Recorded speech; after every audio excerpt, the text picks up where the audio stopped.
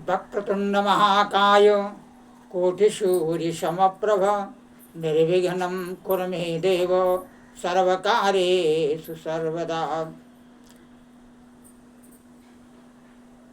दिन मंगलवार, तिथि 30, तारीख 26 तारीख को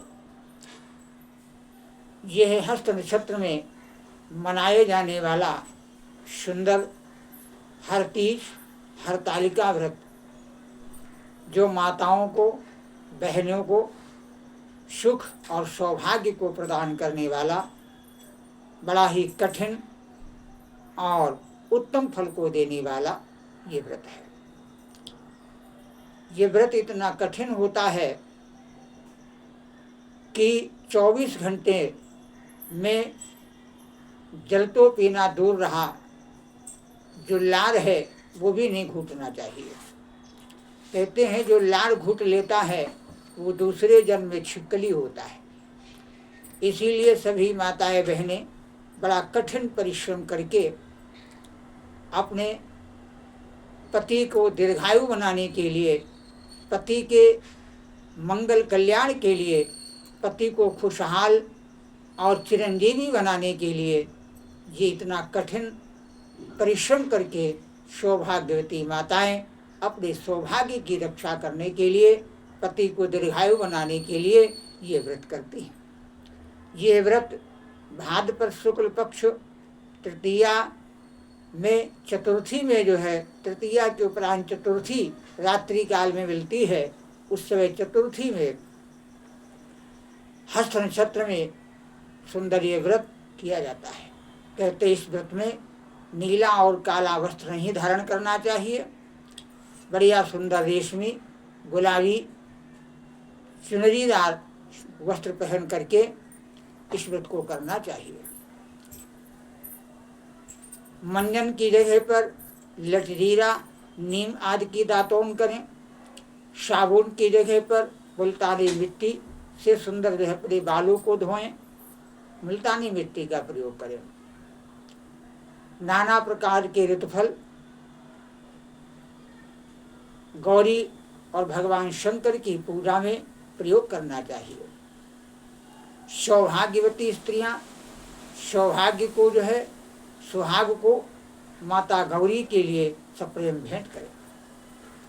मैंने देखा है कि अपने लिए तो सुहाग की पिटारी किसी अच्छी दुकान पर जा कर के लेकर के आते हैं लोग, और माता गौरी के लिए जिनसे सुहाग अमर होने का वरदान लेना चाहती हैं, उनके लिए सुहाग फुटपाथ की दुकान पर बिकता है, वहाँ से लेकर के माता गौरी को सुहाग चढ़ा देते हैं। ध्यान रखना कि जैसा आप कर्म करेंगे उसी कर्मों के अनुसार ही हमें फल मिलेगा।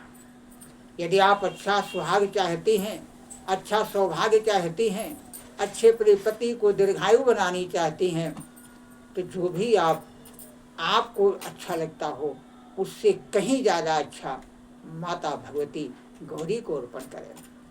क्योंकि गौरी कोई साधारण गरीब बाप की बेटी नहीं है, माता गौरी तो विश्व की जगत जननी है और हिमांचल महाराज राजाधिराज की सुंदर पुत्री है। इसीलिए उनके समान कोई पैसे वाला नहीं है, उनके समान कोई सौभाग्य देने वाला नहीं है, उनके समान कोई जगत की जननी माता भगवती नहीं है। इसीलिए इस व्रत को श्रद्धा पूर्वक, प्रेम पूर्वक, आनंद पूर्वक, हर्षोल्लास के साथ सुंदर व्रत को करना चाहिए। ये व्रत 24 घंटे तक जो है जल के बिना रहा जाता है। रात्रि काल में सुंदर गौरी और गौरा का पूजन होता है और रात्रि में जागरण करते हुए 5 बार माता गौरी का पूजन होता है। एक बार प्रातःकाल, दूसरी बार सायंकाल को, तीसरी बार 12 बजे, और पुनः प्रातःकाल जो है उनका पूजन करके फिर विदाई के रूप में मालपुआ भोजन आदि बना करके उनको विसर्जन किया जाता है। तो ये हरतालिका पूजन इसलिए इसका नाम पड़ा कि माता गौरी भगवान शंकर देवाधिदेव भूत भावन के साथ में अपना विवाह करना चाहती थी, क्योंकि उनका संकल्प था कि बरहु शंभुनत राहु कुंवारी, और जन्म जन्म लगी रगर हमारी। मैं अगर ब्याह करूँगा तो शंकर जी के साथ करूँगा। इसीलिए शंकर जी की प्राप्ति के लिए जंगलों में अपने सखियों के साथ गईं और वहीं पर उन्होंने माता गौरी की सुंदर पूजन किया, व्रत रखा।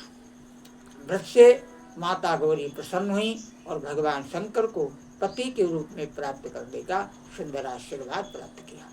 राजा हिमांचल उनको ढूंढते ढूंढते बड़े मुश्किल से बेटी को पाया। सखियों के द्वारा उनका हरण किया गया, इसीलिए इसका नाम हरण तालिका पड़ा।